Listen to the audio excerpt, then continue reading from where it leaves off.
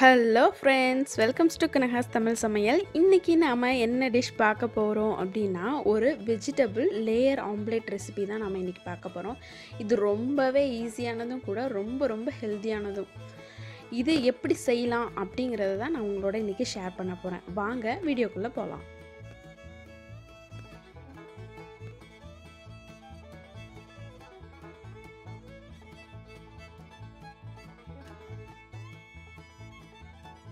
First இஞ்சி எடுத்து துருவிக்கோங்க. நல்லா தோல்லாம் செத்திட்டு வாஷ் பண்ணிவிட்டு இது மாதிரி துருவி எடுத்துக்கோங்க, 1 ஸ்பூன் அளவுக்கு. அடுத்து கேரட்டையும் இது மாதிரி நல்லா துருவி எடுத்துக்கோங்க. ஒரு 1/2 கப் அளவுக்கு எடுத்துக்கோங்க. ரொம்ப நைஸாக இருக்கணும், அந்த அளவுக்கு நீங்கள் துருவி எடுத்துக்கோங்க. அடுத்து வெங்காயம் வந்து ஒரு 2 வெங்காயம், பெரிய வெங்காயம் எடுத்துக்கோங்க. அதையும் நல்லா பொடியாக கட் பண்ணி வச்சுக்கோங்க.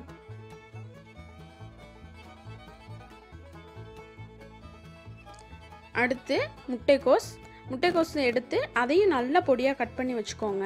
எல்லா வெஜிடபிள்ஸுமே உங்களுக்கு ரொம்பவே பொடியாக கட் பண்ணியிருக்கணும், அப்போ தான் உங்களுக்கு சீக்கிரமாக குக் ஆகும். அதனால தான் நான் சொல்கிறேன். இது மாதிரி நல்லா பொடியாக கட் பண்ணிக்கிட்டிங்கன்னா உங்களுக்கு சீக்கிரமாக வெந்துடும். பூண்டு வந்து ஒரு 4 பல்லு பூண்டு எடுத்துருக்கேன்னா அதையும் நல்லா பொடியாக கட் பண்ணி வச்சுக்கலாம்.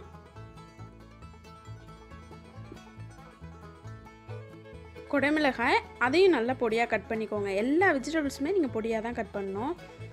கடைசியாக கொத்தமல்லி அதையும் இந்த மாதிரி நல்லா பொடியாக கட் பண்ணி எடுத்து வச்சுக்கோங்க. ஒரு பேன் வச்சுக்கோங்க. பேனில் 2 டேபிள் ஸ்பூன் அளவுக்கு எண்ணெய் விட்டுக்கோங்க. எண்ணெய் நல்லா காஞ்சதுக்கு அப்புறமே வெங்காயத்தை அதில் போட்டு நல்லா வதக்கிக்கோங்க. வெங்காயத்தோட பச்சை ஸ்மெல் போகிற அளவுக்கு நீங்கள் வதக்குனீங்கனாலே போதும். ஒரு 2 நிமிஷம் நீங்கள் வதக்குனீங்கனாலே அது கரெக்டாக இருக்கும். ரொம்ப நீங்கள் வதக்க வேண்டாம். ஏன் அப்படின்னா உங்களுக்கு எக்கோடு சேர்த்து நம்ம ஆல்ரெடி வந்து பண்ணணும்னு சொல்லிட்டேன். அதனால் நீங்கள் லைட்டாக வதக்குனீங்கனாலே போதும். அந்த பச்சை ஸ்மெல் போகணும், அதுதான் நமக்கு மெயின். அடுத்து பார்த்திங்கன்னா இதில் பூண்டும் இஞ்சியும் நம்ம ஆட் பண்ண போகிறோம். அதையும் சேர்த்து ஒரு நல்லா பச்சை ஸ்மெல் போகிற அளவுக்கு திரும்ப வதக்கிக்கலாம். இஞ்சி பூண்டு பேஸ்ட்டாக போட வேணாம். இது மாதிரி துருவுனது கட் பண்ண பூண்டையும் சேர்த்திங்கன்னா உங்களுக்கு நல்ல ஃப்ளேவர் கொடுக்கும். சாப்பிடும்போது அது வாயில் படும்போது நல்லாயிருக்கும். இப்போ இது வதங்கிடுச்சு. இதில் நம்ம கட் பண்ணி வச்சுருக்க வெஜிடபிள்ஸ் சேர்த்துக்கிட்டு இருக்கோம். பார்த்திங்கன்னா கேபேஜ், அப்புறம் வந்து பார்த்திங்கன்னா குடமிளகாய் நான் இதில் வந்து சேர்த்துருக்கேன். உங்களுக்கு என்னென்ன வெஜிடபிள்ஸ் பிடிக்குமோ அது எல்லாமே நீங்கள் இதில் ஆட் பண்ணிக்கலாம். எல்லாமே நைஸாக கட் பண்ணிக்கோங்க. இப்போ இதையும் சேர்த்து நல்லா வதக்கிக்கலாம். ஒரு 2 நிமிஷம் இதையும் நீங்கள் வதக்கிக்கோங்க. இதோட பச்சை ஸ்மெல்லும் கொஞ்சம் போகட்டும். இப்போ பார்த்திங்கன்னா இது வதங்கிடுச்சு. இதில் நீங்கள் தேவையான அளவுக்கு சால்ட்டு சேர்த்துக்கோங்க. எக்கு போட்டதுக்கப்புறம் சேர்க்க வேண்டாம், அது ஏன்னா ஒரே இடத்துல தங்கிடும். இதிலே சேர்த்துக்கோங்க. அப்புறம் கொஞ்சமாக மஞ்சள் தூள் சேர்த்துக்கோங்க. இது எல்லாத்தையும் சேர்த்து நல்லா மிக்ஸ் பண்ணி விட்டுருங்க.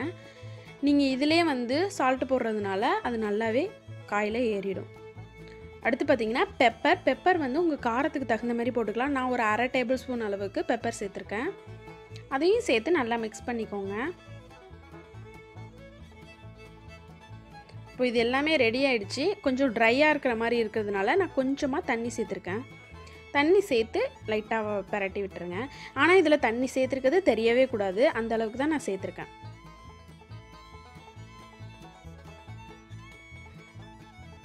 இது ரெடி ஆகிடுச்சு. இப்போ நம்ம கொத்தமல்லியை போட்டு இதை இறக்கிடலாம். இது கொஞ்சம் ஆறணும். ஆறினதுக்கு அப்புறமே நம்ம இதில் எக்கு சேர்க்க போகிறோம். கொத்தமல்லியும் சேர்த்து நல்லா ஒரு டைம் கிளறிட்டு நீங்கள் இதை எடுத்து வச்சுக்கோங்க. இது கொஞ்சம் ஆறட்டும். ரொம்ப சூடாக இருக்கும்போது நம்ம எக் சேர்க்க வேண்டாம். வெஜிடபிள்ஸ் கொஞ்சம் ஆறினதுக்கப்புறம் நம்ம எக் சேர்த்துக்கலாம்.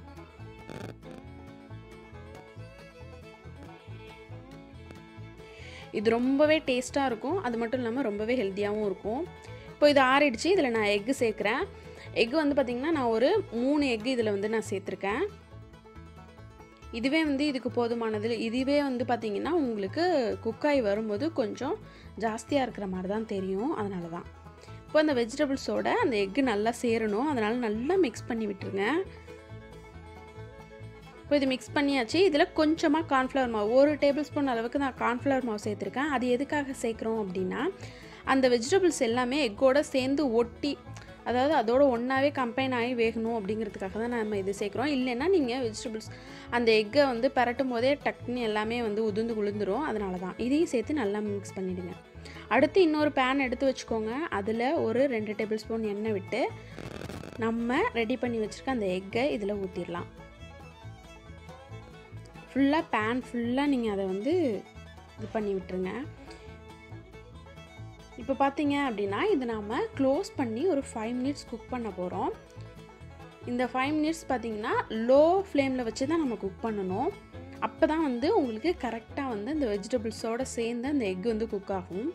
இப்போது ஒரு சைடு நல்லாவே குக் ஆகிருக்கும். இப்போ நம்ம இது மாதிரி ஒரு பிளேட்டில் வச்சு அதை எடுத்துகிட்டு திரும்பவும் பேனை வச்சு இன்னொரு சைடை குக் பண்ணுறதுக்காக விட போகிறோம்.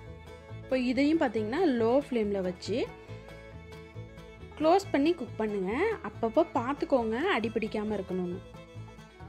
இப்போ பார்த்தீங்கன்னா இது நல்லாவே குக் ஆகிடுச்சு. நம்மளோட வெஜிடபிள் லேயர் ஆம்லேட் வந்து ரெடி ஆகிடுச்சு.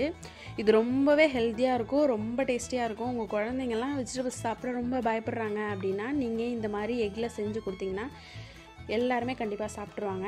ஏன் சொல்கிறேன் அப்படின்னா வெஜிடபிள்ஸை வந்து சும்மா கொடுத்தா சாப்பிட மாட்டாங்க. எக் வந்து எல்லா குழந்தைங்களுக்கும் பிடிக்கும். அதனால் நீங்கள் இது மாதிரி செஞ்சு கொடுத்தீங்கன்னா கண்டிப்பாக சாப்பிட்ருவாங்க. இது ஒரு நீங்கள் டொமேட்டோ சாஸோடு வச்சு கொடுத்தீங்கன்னா ரொம்பவே சூப்பராக இருக்கும்.